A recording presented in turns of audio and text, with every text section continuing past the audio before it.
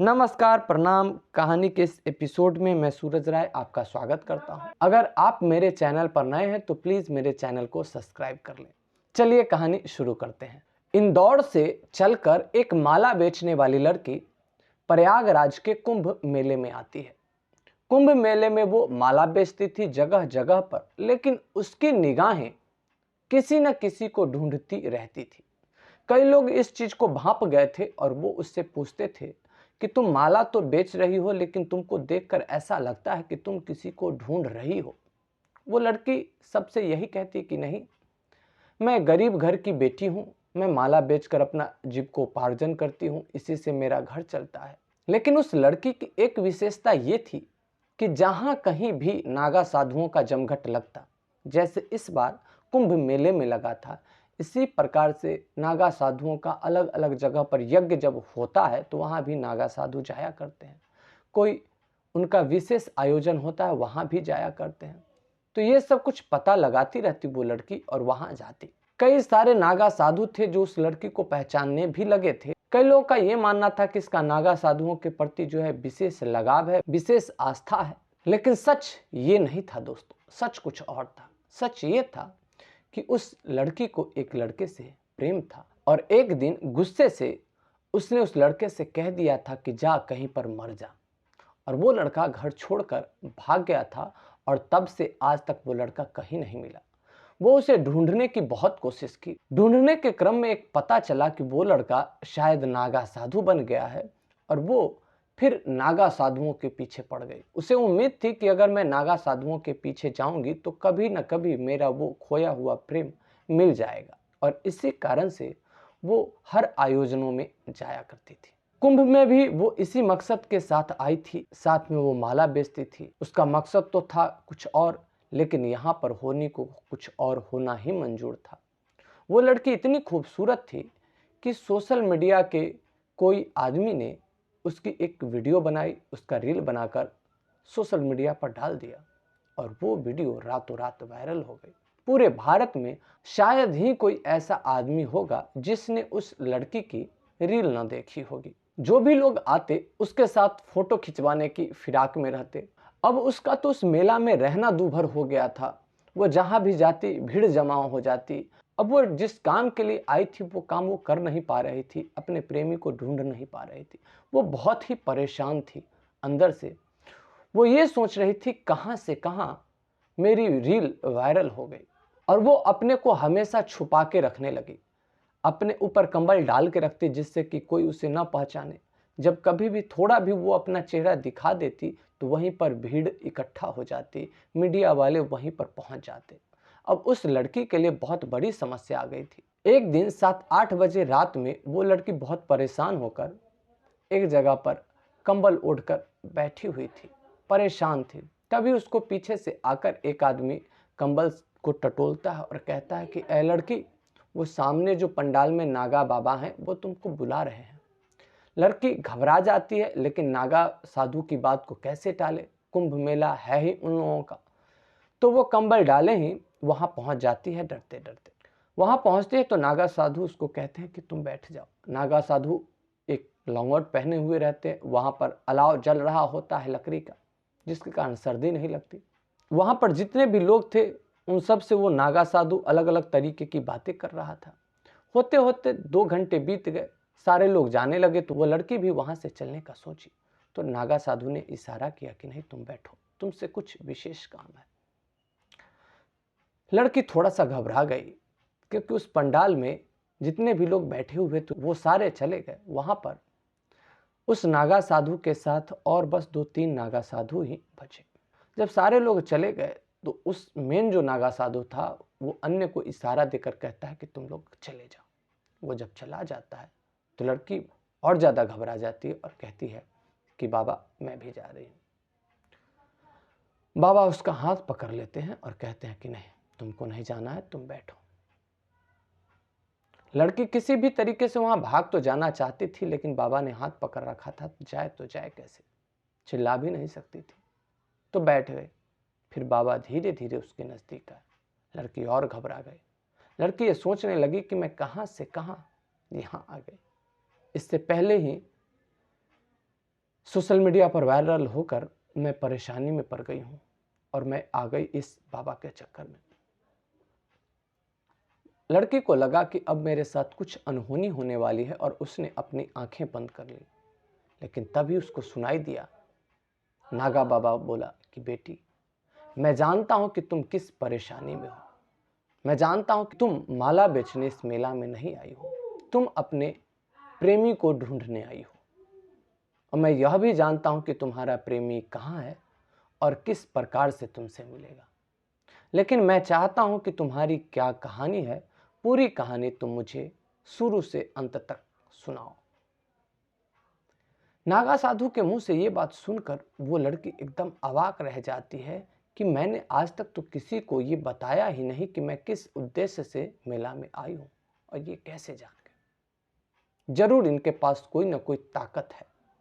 और उसको उम्मीद हो गई कि अगर ये चाहेंगे तो मुझे मेरा खोया हुआ प्रेम मिल जाएगा। तब वो अपने दिल की पूरी बात, अपनी पूरी कहानी शुरू करती है और कहती है कि बाबा, मैं इंदौर की रहने वाली हूँ।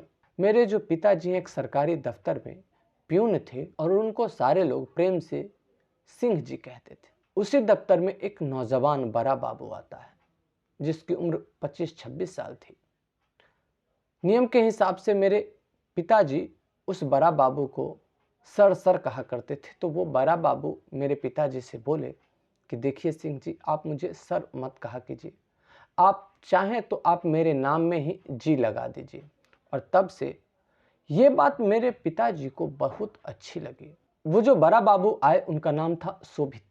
तब से मेरे पिताजी उस बड़ा बाबू को शोभित जी कहने लगे। मेरे पिताजी को उनका स्वभाव बहुत अच्छा लगा। ओहदा से तो वो बड़ा बाबू और ये प्यून थे, लेकिन अब धीरे धीरे एक दोस्त बन गए थे।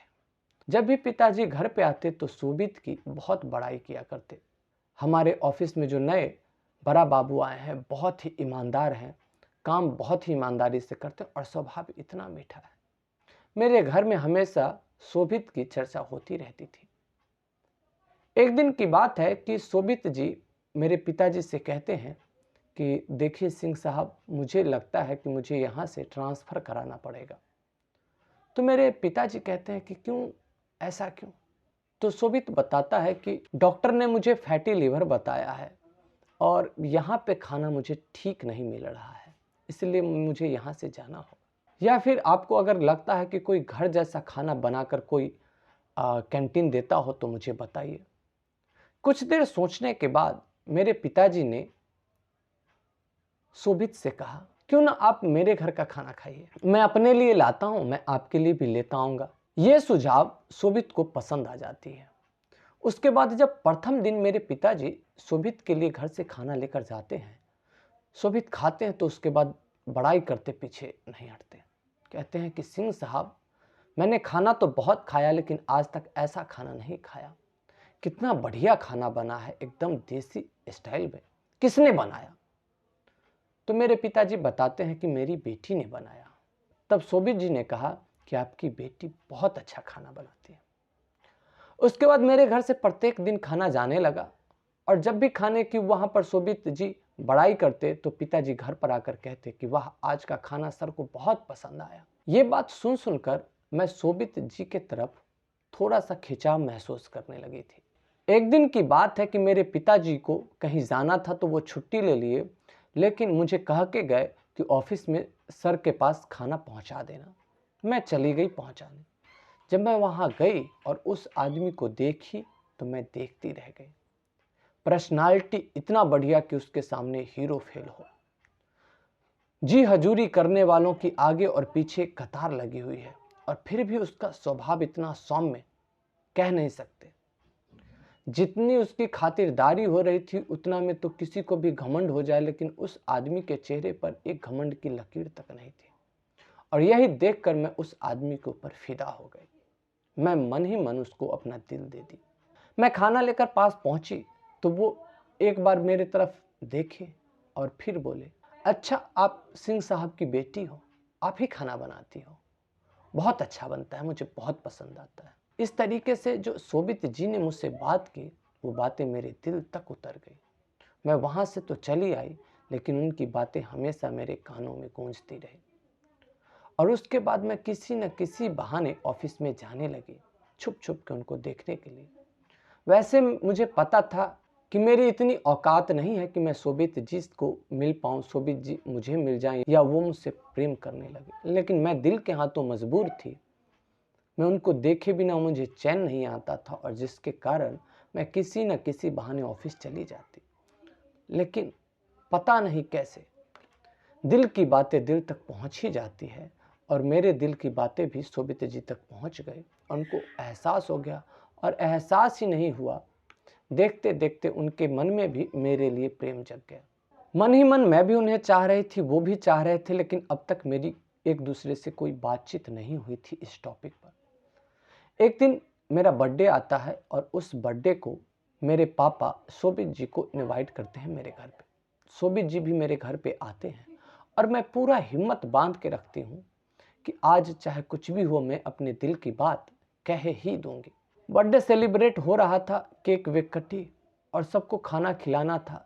उस समय मेरे कमरे में अकेले शोभित जी रह गए, सारे लोग इधर उधर चले गए। तब मैं ये सोची कि अब जो भी होगा देखा जाएगा और हिम्मत करके बोली कि मैं आपसे प्रेम करने लगी।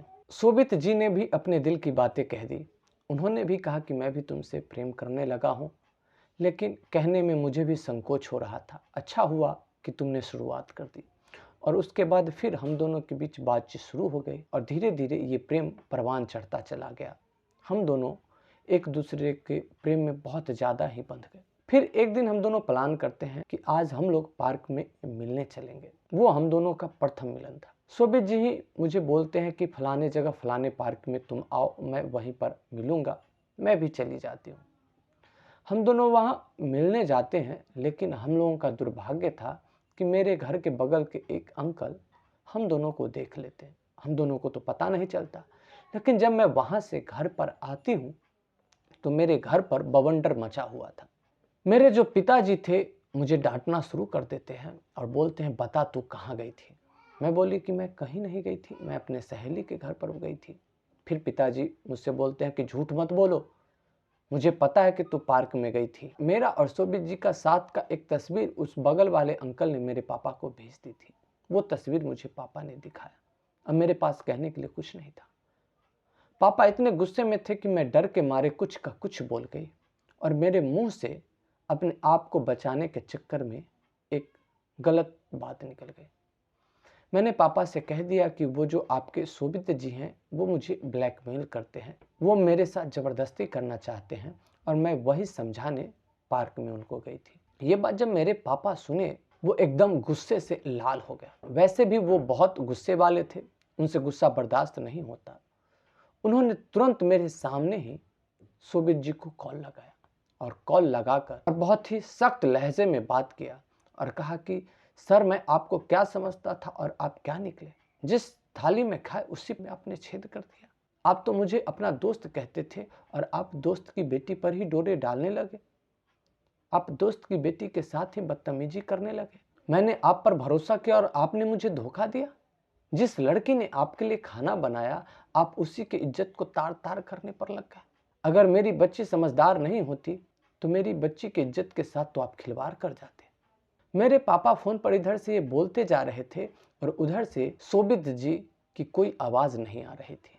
पापा 10 मिनट तक कुछ कुछ बोलते रहे और पापा ने अंत में यह भी कह दिया कि मुझे मेरी बेटी ने सारी बातें बता दी कि आप मेरी बेटी को ब्लैकमेल करना चाहते हो, आप मेरी बेटी को डरा धमका कर उसके साथ कुछ गलत करना चाहते हो। इतना कहकर मेरे पापा ने कॉल कट कर दिया। ये सारी बातें मेरे सामने हो रही थी और ये सारी बातें जब मैं सुन रही थी तो मुझे बहुत दुख हो रहा था, लेकिन फिर भी मुझे ऐसा लग रहा था कि जब मैं सामने जाऊंगी तो मैं सारी सच्चाई बता दूंगी, मैं शोभित को बता दूंगी कि मैं डर गई थी और उसको उम्मीद थी कि अगर मैं जब बताऊंगी तो वो मेरी बातों को समझेगा। पापा के वहाँ से जाने के बाद मैं बहुत कोशिश की कॉल लगाने की, लेकिन हर बार मोबाइल स्विच ऑफ आ रहा था। फिर मैं सोची कोई बात नहीं, कल ऑफिस में जाकर ही बताऊंगी।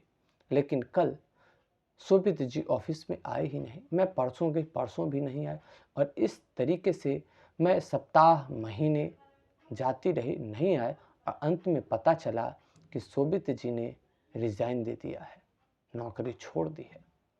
मेरे पैर के नीचे से ज़मीन खिसक गई और उसके बाद तो मैं बेचैन रहने लगे। मैं इतना बेचैन रहने लगी कि मैं कुछ कह नहीं सकती। मुझे तो पहले भी एहसास हो चुका था कि मैंने बहुत बड़ी गलती कर दी है। मुझे लगा कि शायद मैं अपने पापा से अपने दिल की बात कह दूं तो शायद मेरा प्रायश्चित हो जाए और मुझे मेरा प्यार मिल जाए। मैंने अपने पापा से अपने दिल की बात कही। तब पापा ने कहा कि पागल, जब ऐसी बातें थी तो तुमने मुझसे सच्चाई क्यों नहीं बताई?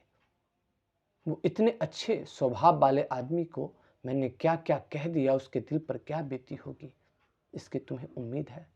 पापा ने भी मुझे बहुत डांटा और मैं अंदर से गलाने से भर गई।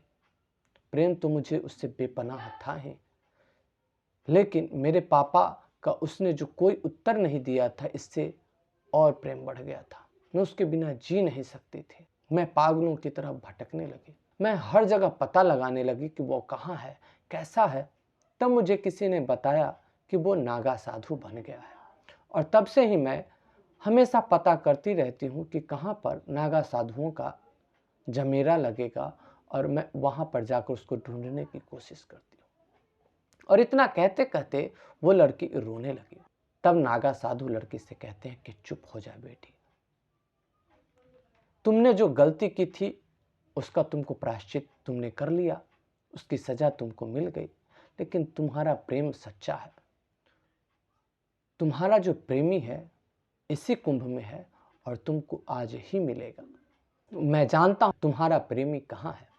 और उस लड़की को वो अपने साथ लेकर चलता है और कहता है कि मेरे साथ लगभग 1000 सन्यासियों नागाओं का झुंड है। वो सारे मेरे शिष्य हैं। उनमें से कई ने सन्यास ले रखा है और कई अभी सन्यास नहीं ले रखा है। वो एक ऐसे पंडाल में जाते हैं जहां पर उनके सारे शिष्य सोए हुए थे और उसमें से एक जटाधारी आदमी को हिलाते हैं। वो आदमी जब नींद से उठता है, उसको देखते हैं लड़की अवाक रह जाती है। वो जटाजूटधारी कोई और नहीं था, वो जटाजूटधारी उस लड़की का प्रेमी शोभित ही था। शोभित ने जब लड़की को देखा तो उसके चेहरे पर एक अलग ही गलानी का भाव आ गया। तब नागा का जो साधु था उसने शोभित से कहा कि इस लड़की को देखकर तुम्हारे चेहरे पर तो नफरत का भाव आना चाहिए, लेकिन तुम्हारे चेहरे पर यह गलानी का भाव कैसे आ गया? तब वो शोभित बताता है कि गलानी का भाव इसलिए आ गया क्योंकि इसको देखकर मुझे याद आया मैंने प्यार जैसा अनमोल धरोहर एक ऐसे लड़की के ऊपर उड़ेल दिया जिसको प्रेम की कोई समझ ही नहीं। ये बात सुनकर लड़की ने चेहरा छुपा लिया। नागा साधु ने पूछा कि तुम चेहरा क्यों छुपाई हो? लड़की ने कहा कि ये मेरी सजा है। तो नागा साधु ने कहा प्रेम में सजा नहीं होती, समर्पण होती है। फिर शोभित कहता है कि मैंने तो प्रेम में पूरा समर्पण किया था, लेकिन इसने क्या किया? इसने तो धोखा किया मेरे साथ। हम दोनों तो एक दूसरे की मर्जी से मिले थे पार्क में, लेकिन इसने अपने पापा से बताया कि मैं इसको ब्लैकमेल कर रहा हूँ। ये धोखा नहीं तो और क्या है? मैंने तो इससे बेइंतहा मोहब्बत की थी, लेकिन इसने क्या किया? इसने तो धोखा दिया। मैं तो इससे सच्चा प्रेम करता था, लेकिन ये तो मुझसे झूठा प्रेम करती थी। तब नागा साधु शोभित से कहते हैं कि तुम सच्चा प्रेम करते थे? कैसे सच्चा प्रेमी हो तुम? लड़की ने अगर अपने पापा से कह दिया वो मुझे ब्लैकमेल कर रहा है, तो तुम्हें इतना भरोसा हो गया कि लड़की ने कहा होगा? तुमने लड़की के मुंह से तो ये नहीं सुना, ये तो लड़की का बाप ने तुमको बताया था। और क्या अगर सच्चा प्रेमी था तो तुमने क्या इसके मन की बात जानने की कोशिश की? ये तो इसके शब्द थे ना, लेकिन प्रेम तो शब्द प्रधान नहीं होता है, वो तो भाव प्रधान होता है। तुम इसके शब्द से आहत हो गए, लेकिन इसके भाव को तो तुमने नहीं पहचाना ना। इसके भाव को तो जाहिर करने का एक मौका देते तुम। तब शोभित बोला कि ये मुझसे प्रेम नहीं की, ये मेरे पैसे से, मेरे नौकरी से प्रेम की थी। तब वो नागा साधु शोभित से कहता है कि मैंने मान लिया कि ये तुम्हारे नौकरी और पैसे से प्रेम की, तो उस समय तो ये सब कुछ था तुम्हारे पास, लेकिन आज तो तुम्हारे पास न नौकरी है न पैसा है, फिर भी ये तुम्हें पागलों की तरह क्यों पिछले 1 साल से ढूंढ रही है? जब तुमने नौकरी छोड़ दिया था तो इसको तो पता था कि तुमने रिजाइन दे दिया। इसको ये भी पता था कि तुम नागा साधु बन गए। इसको पता था कि तुम्हारे पास नौकरी नहीं है, पैसे नहीं है, फिर भी क्यों तुमको ढूंढती रही? हर वैसे जगहों पर गई जहां इसको लगता था कि तुम मिल जाओगे। एक जवान लड़की किसी के पीछे इस तरीके से भागती है, वो भी तब जब तुम्हारे पास न पैसा हो न कोई नौकरी हो, तो वो प्यार नहीं है, वो झूठा प्यार है। हाँ, ये मैं मानता हूं कि इससे एक गलती हो गई, तो क्या प्रेम में माफी का कोई जगह नहीं होता? फिर अंतिम में नागा साधु एक बात कहते हैं कि तुम दुनिया का दुख देख के सन्यास की तरफ भागे हो। जाओ, पहले दुनिया का सुख देखो और उसके बाद जब सुख से मन उपराम हो जाए तब आना, तब यहां भी तुम्हारे लिए मंगल होगा। नहीं तो तुम दुनिया से भगोरे बनकर आओगे तो फिर यहाँ का कष्ट देखकर तुम यहाँ से भी भगोरे बन जाओगे। नागा साधु के उपदेश के बाद वो लड़का उस लड़की के साथ खुशी खुशी वहाँ से चल देता है और फिर एक नए जीवन की शुरुआत करता है। दोस्तों, कैसी लगी आपको ये कहानी? आप हमें कमेंट में ज़रूर बताइएगा। जब भी आप कमेंट करें तो कमेंट में आप अपना नाम अवश्य लिखें। आपने मेरी वीडियो को अंत तक देखा, इसके लिए आपका शुक्रिया। फिर मिलते हैं अगली वीडियो में।